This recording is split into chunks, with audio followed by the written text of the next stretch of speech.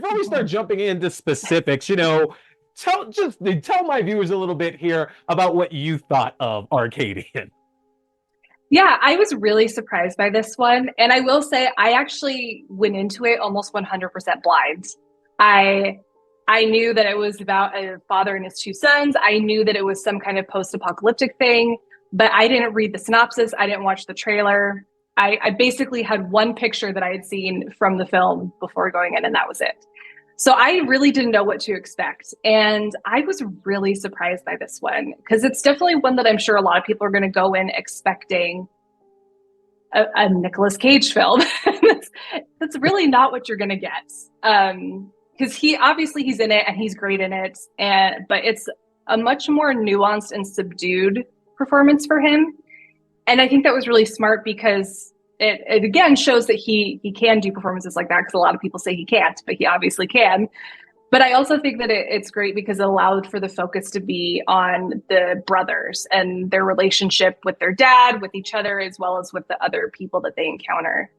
And it very much is, it's a coming of age story for these two kids, like they're teenagers. In one synopsis, I saw them referred to as twins. I don't remember them being referred to as twins in the film, so I don't know how I feel about that. So I'm just going to call them brothers. Yeah, I thought the same thing. It's like, no. One's older. One's definitely different. Yeah, Yeah. like they were both like babies, but they could have been like 9 months apart. It's Yeah. possible. So, Hmm. but yeah, and what I love about it is that it shows that even when you're in this kind of post-apocalyptic situation, you're trying to survive, puberty is still very much puberty. Like, and it's still going to hit you in the same way. So it's interesting to watch these brothers who are at kind of different stages of their life, and they also kind of are reacting to the situation they're in very differently. Whereas one has become very drawn into himself and does a lot of reading and is doing what he can and what he thinks he needs to do to help himself and his family survive. Whereas the other one very much is in his rebellious teen years. He wants to get away from this. He wants to interact with the people at the neighboring farm and stuff. And so I like that when you get all of that, you get all that really interesting character development before you even get into the horror part of it. And Yeah. and then when you get into the horror part of it, it's absolutely batshit crazy. Which I also love. Like, the creature design in this film is insane. There are honestly just like a couple nitpicky things that bug me about it. Like, there are a couple scenes that they show with the creatures that are shocking, but then in my head I'm like, I don't understand what's happening. What are they doing? Hmm. I'm sure you might be thinking about Yeah. the same thing I'm thinking of, and I don't want to do total spoilers or anything, but there's one specific scene where it's shocking and horrifying, but I'm also just like, I don't understand what's going on with that creature right there, and it's never Yeah. explained, and it bugs the crap out of me. I very much, I said it in my review there, but like, man, these things, like, in the best of ways, almost reminded me of like the Krites from Critters in a I thought way. the same thing. Okay, I'm not crazy then. I was like, yeah, like, and I know there's one specific thing that we won't spoil, but like, if anybody has seen Critters 2, there is very, very much one specific thing that's like, how can that not be a Critters 2 callback? It seems like Yeah. they're pulling that from Critters 2, but they very much seem to have like, not like maybe the joking personality, but I don't know a better way to really describe the action of these creatures in there. And I agree, like the design of the monsters themselves was so interesting, but it Mm-hmm. also left it to where there was just parts where it's like, yeah, I don't know what you're doing right now, because it's very clear that if you guys have the capacity and the brain power and the thinking power to do all this, how come it's taken this long to happen? And why does it take these specific people to kind of trigger all this bad shit to start occurring in the first place? I don't know. I Yeah. don't know. Um, and I love what you say about the family unit as well too, because it's funny because I was under the impression that they were supposed to be twins as well, but it's like that doesn't make any sense if they are. And I know twins technically don't have to be born at the exact like same time or anything, but it's like clearly the older brother, played by Maxwell Jenkins, is like you said, he's going through puberty. He's more Yeah. interested in girls and getting to do his own thing and getting away from his family. And post apocalypse or not, he's still very much a teenage boy, like feeling all the things that a teenage boy does. Hmm. Where his younger brother, played by Jaden Martell, is very much still doting on their dad, and they got to do what dad says. We're going to do everything that dad says the right way. And if anything, I thought that made, like, Nick Cage's character all the more interesting, because there's multiple times in this movie to where he kind of takes all the blame on himself. Like something goes Hmm. wrong, and he's very clear about, no, that's on me. Like that's not on you Yeah. guys. Like it's whatever. And I found that, like, it's so nuanced. It's so nuanced, and you're absolutely right. It's like Nick Cage can do these performances, but like we don't get a lot of these roles for him these days. Yeah. Everyone wants the big Nick Cage freak out, but honestly, sometimes it's better when he's not doing the big Nick Cage freak out. But I think Yeah. that's interesting too, because like I think that it's an interesting situation from the dad's point of view, because he understands more than the kids do, because he obviously, they're at the beginning they're like babies, and then we jump 15 years ahead and now they're teenagers. So he was around before the end of the world happened. He was there when it was happening, and now he's kind of seen all versions of it. And I think that because he understands that even though they're in this situation, they're still just teenage boys. I think that he gets that whatever happens, ultimately it's his responsibility. He's the dad. Like, he can trust them to a certain extent, but they're also kids, And I feel like it's rare that we see that, especially in like post-apocalyptic films like this. Normally they're expected to act like adults, and they're Yeah. expected to grow up way too fast. And I think that it's a combination of him wanting, I think it's probably partly trying to keep the peace, just because it's the three of them living there. And if a fight happens or something, that's obviously going to cause issues with the small family unit. But I think it's also he's trying to teach them the survival skills while also still letting them be kids. And that was such an interesting thing that I thought is not something that we normally see from this kind of film. So it's funny because I normally, if it's a monster movie, I am always going to be team monsters, but this is one of the few times where I wasn't team monster, because we got to know these characters so well before we even saw the smallest glimpse of one of the monsters. So I think that was really clever.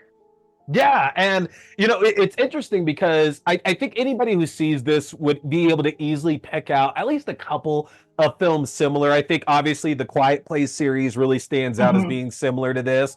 Um, and but it's also so incredibly different because, like you said, like we get to actually see this relationship with this family unit just continue to grow and be strained, and like what they've been through and what they're trying to do and their connections, like with other people they stumble across and other farms. And like, the Quiet Place movies are very much about isolation, and you can't Mm-hmm. talk, you can't really live the way that the old world was set up.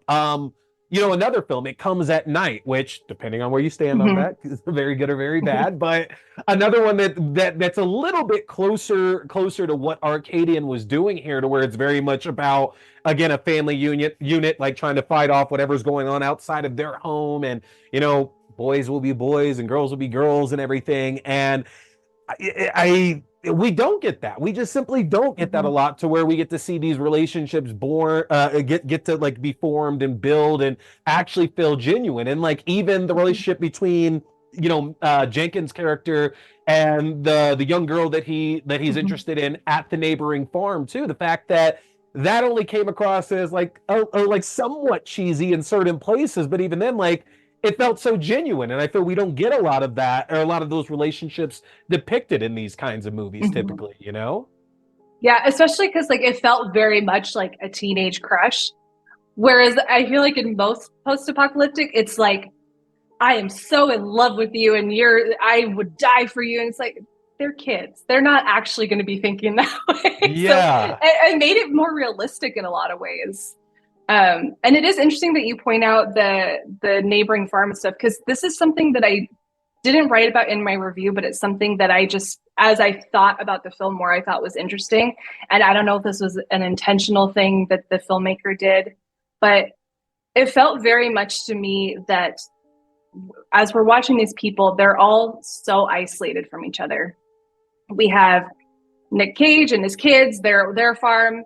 there's the neighboring farm that has a handful of people. But they, aside from the son who goes there to help out sometimes, mostly because he wants to hang out with the only teenage girl in the area, they don't really interact. And we see at one point that they don't want to mix the groups.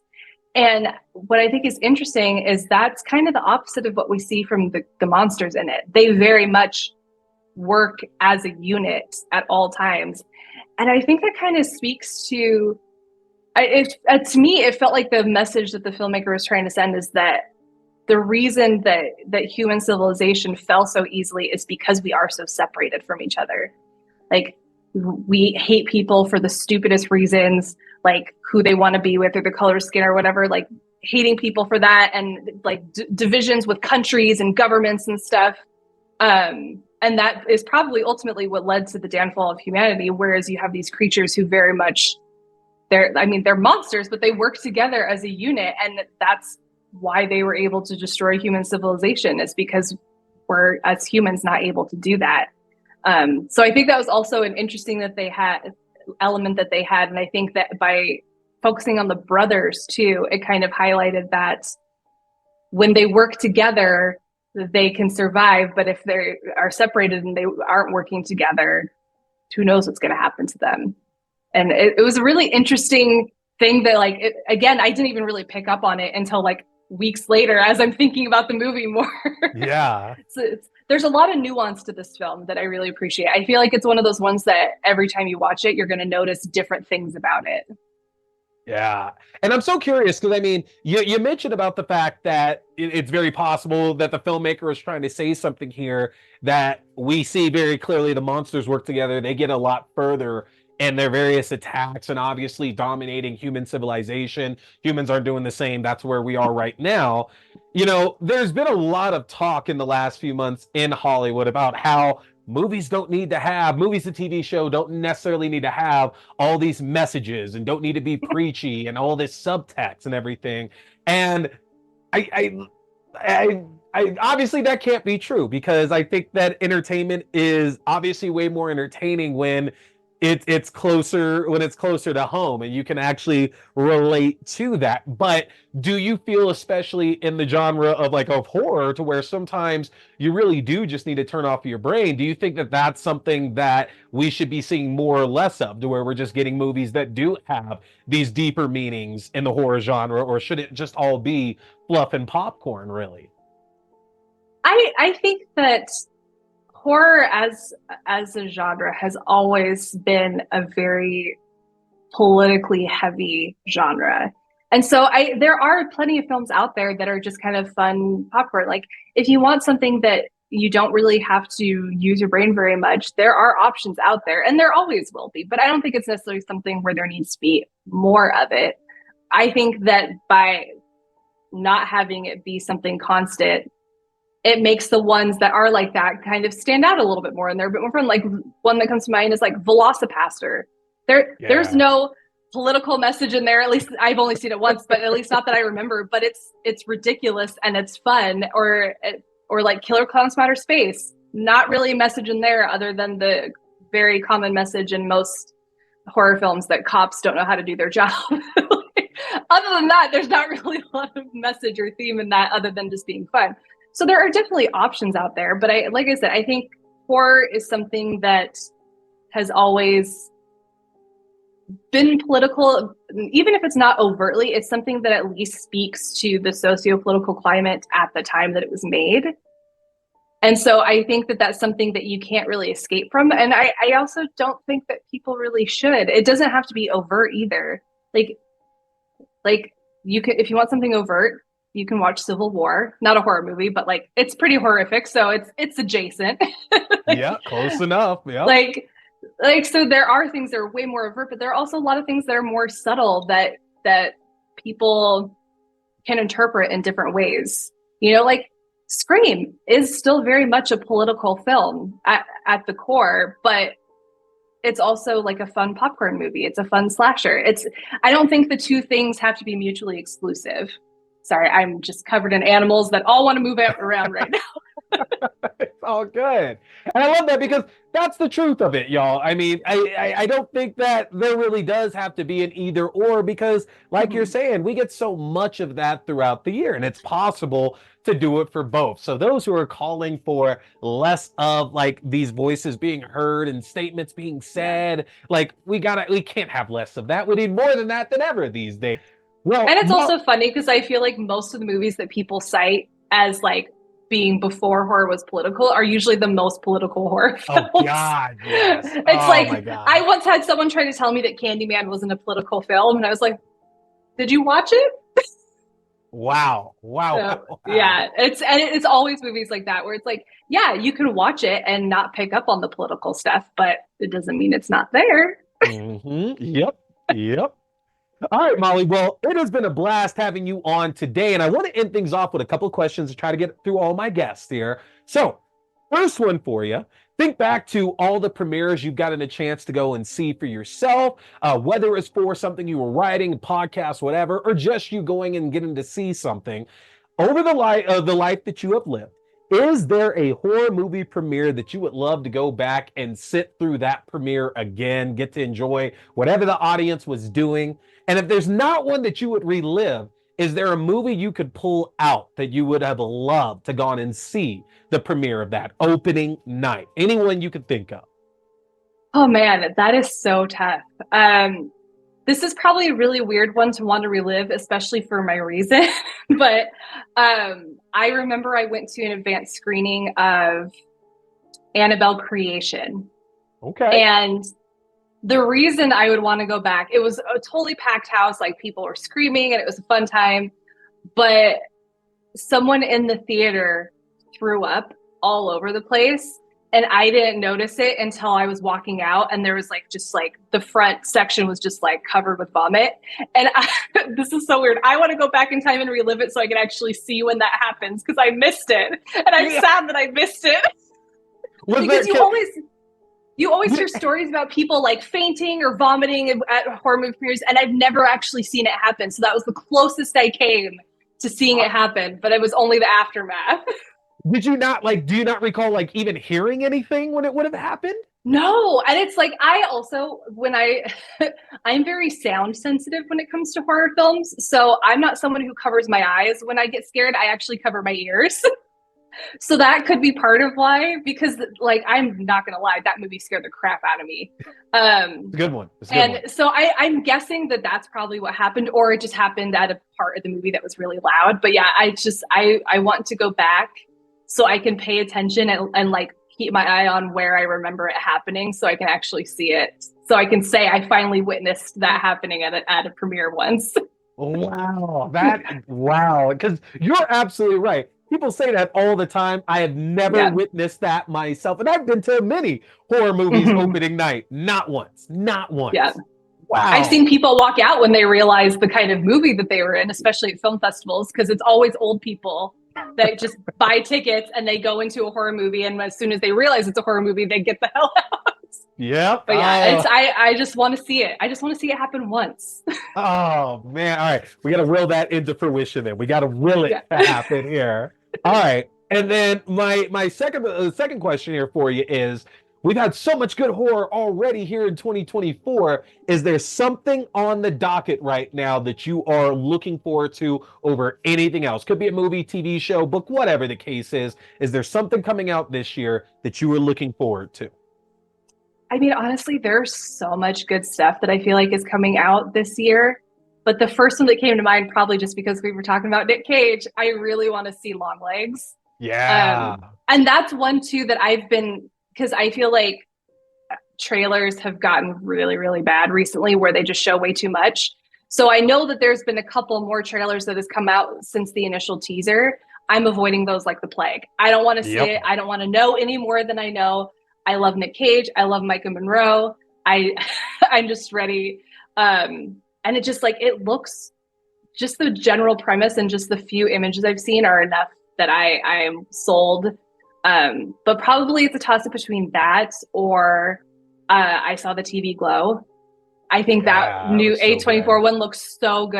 I Yeah, think it it has an does. amazing cast. I think just like the colors from the few images that I've seen look so cool. I'm a sucker for green and purple light in a horror film, so Yeah, I'm oh God. there. So I'm yeah, so those are probably curious the top because two. you said it with like a few things we've talked about today here. Are you a person who very much like you don't want to do trailers? Like if there's something you're interested in, keep yourself in the dark as much as possible? I when it comes to films like Arcadian, I feel like it's just because when it's festival, I'm trying to see as many festival films as possible, so I just don't have time to look them up beforehand. Gotcha. But I feel like for example, I just went on a rant recently because there was a new trailer for Kingdom of the Planet of the Apes that I feel like gave away a huge plot point that I would have loved to have not known going into the movie because I didn't see it coming. And I I'm was positive really I know what you're mad. talking about. I'm positive I know Yeah. the one you're talking about I too. Yeah. like I was so mad. And that's something that happens a lot with films, but I feel like especially horror films in the trailer, they either give away too much or they show all the scariest scenes in the trailer. So then when it happens in the movie, it's not as impactful. So I'll Yeah. usually watch the first teaser trailer, but after Mm. that, I usually do my best to avoid trailers as much as possible because I don't want things spoiled for me. I want to be surprised. Which makes me wonder, have you seen the trailer for Shyamalan's new film Trap yet? Yes. Okay. See, that I feel like is a fake out because watching it, that was one where it's like, oh, I bet this is what's going to happen in the movie. And then they revealed what I thought was going to happen in the trailer. So Yeah. it's like, Oh, if they're revealing that in the trailer, I can't even imagine what the twist is going to be in that movie. Like it's going to be insane, and I can't wait. That's another one now that you mentioned it that I'm excited for, especially because I love Josh Hartnett. It's great to see him starring in a horror film again. Like I'm ready yeah. for it.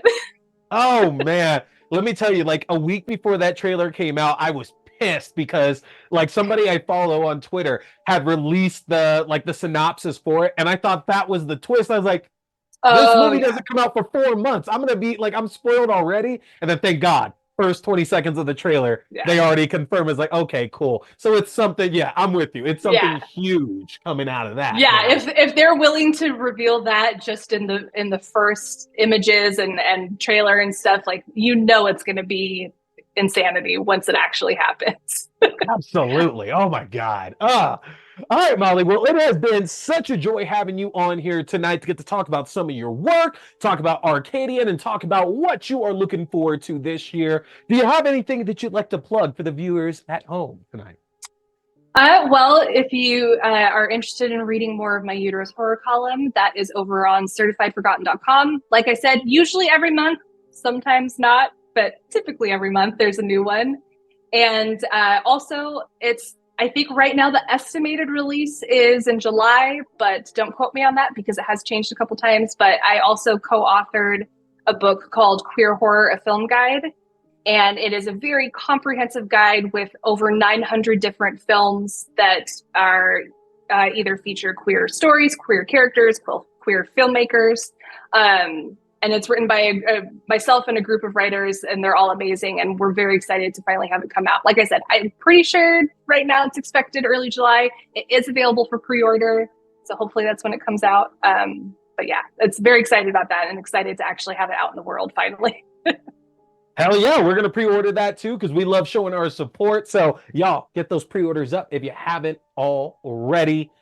Molly, thank you so much for being on the show today. And of course, 'cause I love bringing people back. I'm gonna have to have you back at some point later this year. We're gonna have to talk a little bit more horror. So appreciate you having you on the show today, folks. Make sure to hit that like and that subscribe button. Head on over. Make sure to check out Molly's fantastic series, Uterus Horror, on Certified Forgotten as well. Folks, my name is T. We've been here with friends talking scary movies. Stay scared. Boy here is a big fan of Fangoria. So, if you want to check out the world's best horror magazine that's out there. Get a chance to get yourself your own subscription, which I just got my first one back in 2022, and I don't regret it for a second. But if you want your own Fangoria subscription, or you like the Fangoria merchandise, then head over to the Fangoria shop and use my link if you want to save yourself some money, folks. That's an easy one to remember. Just go to shop.fangoria.com/axdew. Again, that's shop.fangoria.com/axdew, or use my specific code AXDEW at checkout. You can save 20% off your entire order, and that implies 2 subscription and the one-time orders as well. You don't want to miss out, folks, because with the magnitude of horror movies we've had released in the last few years, and with what we have on the horizon,